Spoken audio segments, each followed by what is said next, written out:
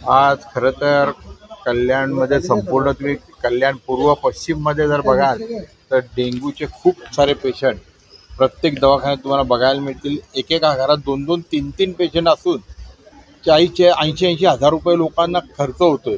आणि तरीही आता आम्ही आयुक्तांची त्या संदर्भात बैठक घेतली. आयुक्तांशी त्या संदर्भात सगळं बोललो, परंतु आयुक्तांकडे डेंग्यूचा कुठलाही आकडा आज उपलब्ध नाही आहे. ही खरी शरमेची बाब आहे. कारण जर आरोग्य अधिकाऱ्यांची तुम्ही चर्चा करता, कल्याणच्या जर सगळ्या ह्या आरोग्याविषयी काही तुम्ही लक्ष देता की नाही काही कळत नाही.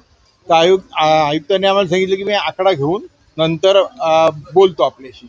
परंतु आज आमच्या एका बेतुरकर पाडा विभागात आमच्या एका कॉम्प्लेक्समध्ये जवळजवळ 26 पेशंट आहेत आणि आमच्या संपूर्ण बेतुरकर विभागात 71 पेशंट आहेत. तर प्रत्येक हॉस्पिटलचा आकडा हा खरंच भयावह आहे. तसंच मलेरियाचे तापाच्या ज्या साथी बघतोय आपण त्याही फार अतिशय दयनीय अवस्था आहे. आणि जर आपण महापालिकेच्या रुग्णालयाचं जर बोललो तर तिथे कुठल्याही प्रकारे रक्त उपलब्ध नाही. कुठलाही पेशंट तिथे ॲडमिट करून घेतला जात नाही. त्यामुळे लोकांना प्रायव्हेटला ॲडमिट करायला लागतं. आणि तिथे काही आज जर बघितलं तर शाळा नुकत्याच चालू झाल्या आहेत. लोकांच्या खिशाला आधीच मोठी टाच आहे आणि त्यामध्ये हा एक वेगळा खर्च आज लोकांच्या माथी पडला आहे.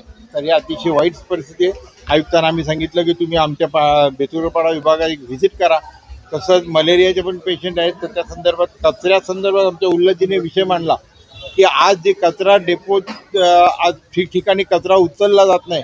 गाड्या आपल्या महापालिकेच्या आपण देतोय, परंतु जो कॉन्ट्रॅक्टर नवीन आज आपण अपॉइंट केला आहे त्याच्याकडून कुठल्याही प्रकारच्या वाहनाची उपलब्धता होत नाही. तर मग आपण त्यांना वेगळे पैसे का द्यावे, हाही विषय आता झाला. संपूर्ण कल्याण शहराची अवस्था अतिशय बिकट आहे. रस्त्यांमधल्या खड्ड्यांची अवस्था बिकट आहे. कुणी याच्याकडे लक्ष द्यायला तयार, प्रशासनावर कोणाचा अंकुश नाही. तरी आमचं म्हणणं आहे की हे लवकरात लवकर केलं नाही तर आम्ही एक जनआंदोलन छेडणार आहोत.